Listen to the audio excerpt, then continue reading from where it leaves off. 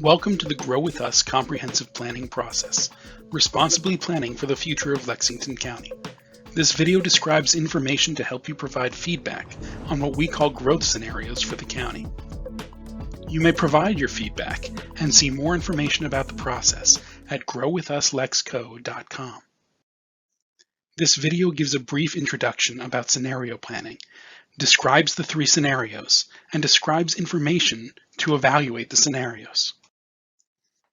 This exercise is the second of 3 rounds of public participation.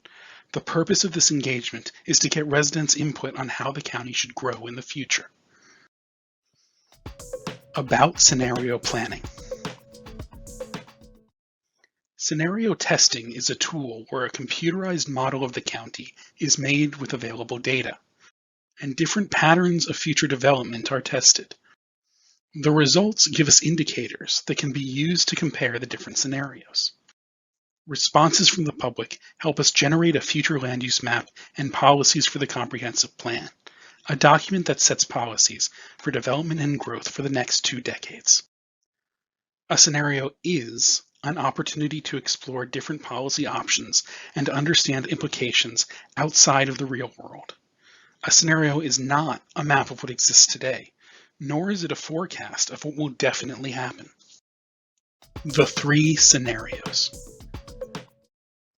We looked at 3 different scenarios for growth, one in which current development trends continue, one that protects rural character through rural development patterns, and one which clusters development near towns.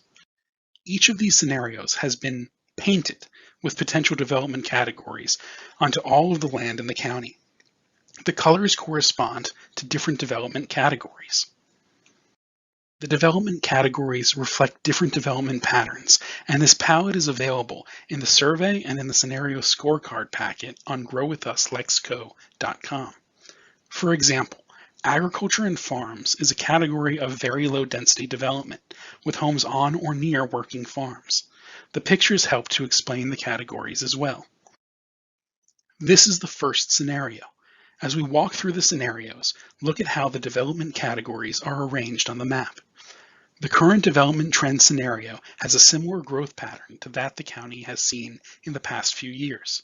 Businesses such as groceries and pharmacies are not necessarily near to new homes. There is some open space as a part of development. There is some limited rural development, but there is not protection to keep lands rural. We would expect longer car trips, and the development has a positive fiscal impact once built. Next, the rural transition scenario assumes small rural villages surrounded by larger rural lots with more limited traditional suburban development. Businesses such as groceries and pharmacies within the village centers would be close to new homes. There is much open space as a part of development. Protection of rural character is a key part of the scenario. We would expect shorter car trips, and the development has a positive fiscal impact once built. Next, the town cluster scenario assumes new development occurs near existing towns. Businesses such as groceries and pharmacies already exist within the towns or would be built nearby. There is limited open space as a part of development. Growth is guided away from rural areas. We would expect medium-length car trips, and the development has a positive fiscal impact once built. Information available to evaluate the scenarios. The scenario survey available online at growwithuslexco.com includes information to help you evaluate the 3 scenarios.